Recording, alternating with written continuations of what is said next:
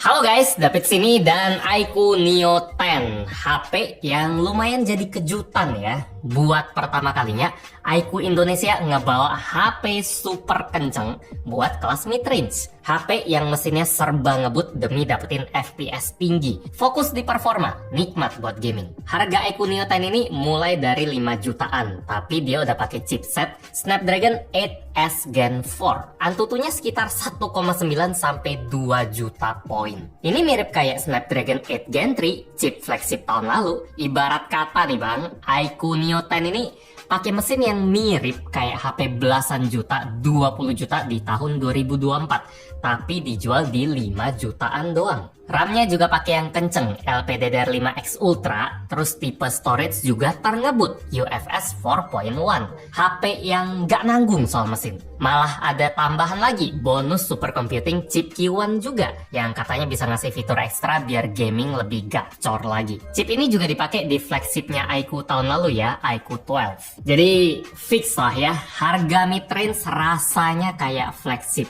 Kamera juga, nanti lihat deh, bikin saya senyum-senyum kagum sendiri sih. Kayak nggak nyangka aja, tapi kita fokus mesin flagshipnya dulu deh. Yang hasilnya auto mirip flagship juga lah. Walaupun masih ada karakter khas mid-range ya di HP ini, bagian yang mirip flagship dulu deh. iQOO Neo 10 ini bisa kena FPS maksimal di setting paling tinggi. MLBB Ultra dia bisa konsisten full FPS mentok 120.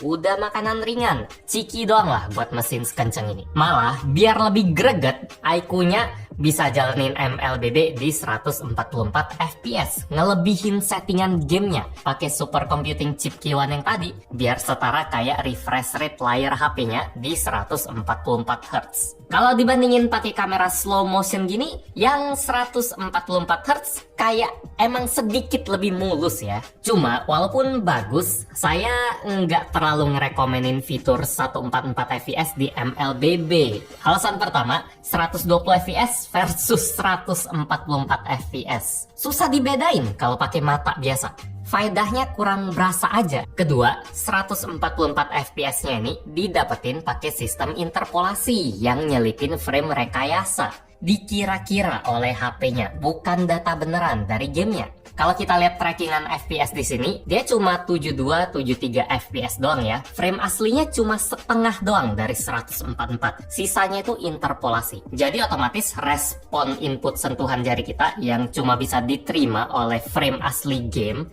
juga bakal turun. Kalau Anda kompetitif, udah pasti mending 120 FPS yang asli ya.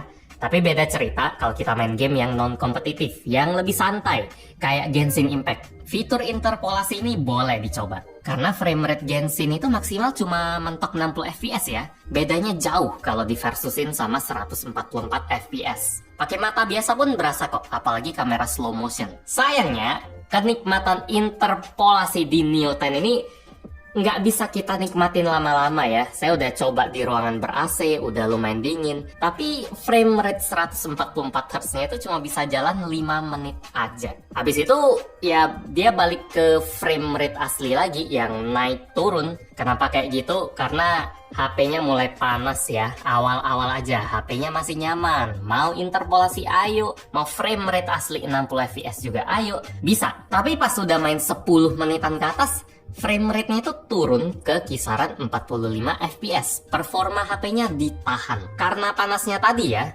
buat Neo 10 bisa sampai 46 derajat loh. Ini ciri khas HP mid-range yang saya bilang tadi. Sampai sekarang belum ada HP mid-range yang bisa gaspol kenceng, FPS mentok tanpa bikin suhunya jadi panas. Dan iQOO Neo 10 ini nggak bisa keluar dari karakter mid-range itu ya. Kalau flagship beneran, itu mah udah wajib adem. Suhu panas tadi juga kasih efek negatif ke daya tahan baterai. Kapasitasnya sih jumbo, 7000 mAh. Tapi pas dipakai main game kayak MLBB setting rata kanan, 30 menit makan 14%. Buat Genshin 30 menit, setengah jam, 18%. Itu boros sih walaupun kapasitas baterainya gede. Buat kerjaan enteng kayak streaming lagu di YouTube juga lumayan boros buat ukuran baterai 7000 mAh. Sejam makannya 7%. Jadi chipsetnya ini rakus ya, nggak efisien. Untung supply tenaganya lumayan bisa ngimbangin lah. Chargernya kenceng, bawaan 120 watt flash charge, colok 15 menit udah masuk setengah,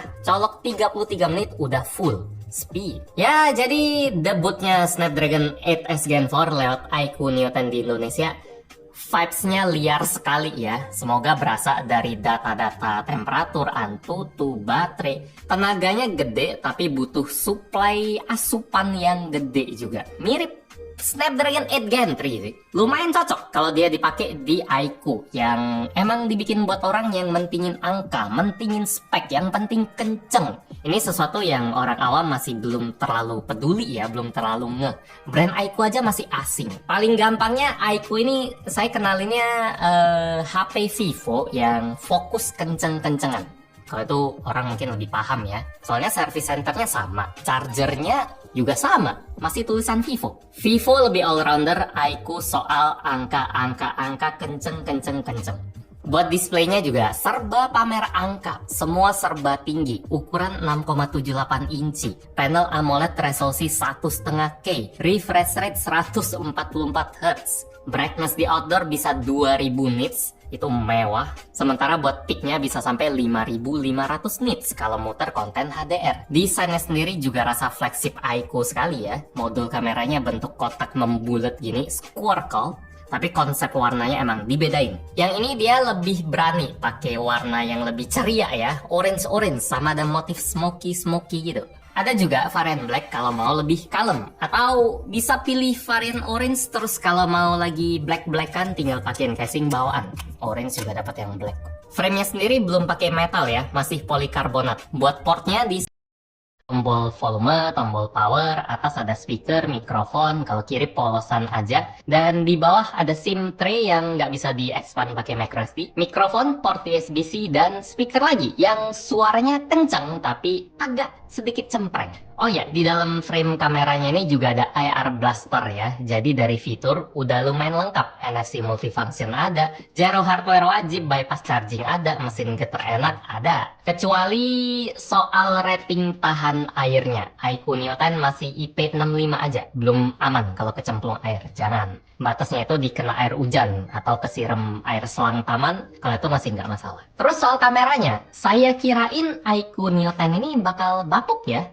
HP mid-range yang fokus performa, nggak heran kalau kameranya lemah. Tapi ternyata bagus loh. Lihat nih, foto malamnya. Bening, bersih. Warnanya tetap keluar semua. Nggak ada kesan kusam, nggak ada noise. Cahaya lampu kerasa rapi, mantep. Di suasana cerah, apalagi kameranya bisa saingan sama HP-HP non-gaming lain cuy. Processing warnanya bagus, kontras berani, dynamic range luas. Saya dikejutin sama kualitas kamera iQOO Neo 10 ini buat foto. Sampai ke kamera ultrawide-nya yang cuma 8 megapiksel pun ternyata tetap bisa jepret foto yang nggak jelek walaupun nggak sebagus Vivo V series yang harganya sekelas. Tapi udah lumayan ini, tetap bisa diandelin.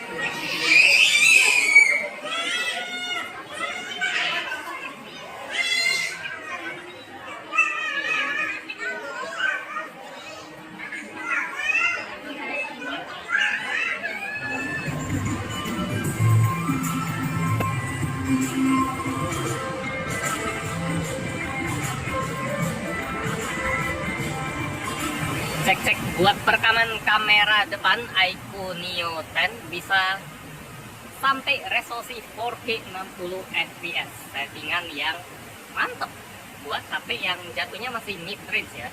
4K 60, cuma dia nggak ada mode stabilisasi. Di settingan apapun 1080p 30 pun dia nggak bisa stabil, jadi ada goyangan seperti ini. Kalau dynamic range juga nggak seluas itu, jadi langit putih semua walaupun sekarang nggak terang-terang banget, agak mendung, malah ada gerimis sedikit, basah semua. Jadi kamera depan settingan tinggi, tapi rasanya masih mid range banget ya. Kesimpulan buat iQOO Neo 10, harga mid-range rasa flagship. Pilihan harganya ada 3 ya. Dan saya titip pesan, tolong ambil minimal yang RAM-nya 12 GB lah. Kasian kalau Snapdragon 8S Gen 4-nya dipasangin bareng RAM yang cuma 8 GB. Sama diingat aja, sering-sering pantengin promo HP-nya. Kalau misalnya Anda nonton video ini mungkin 2 minggu lagi, sebulan lagi.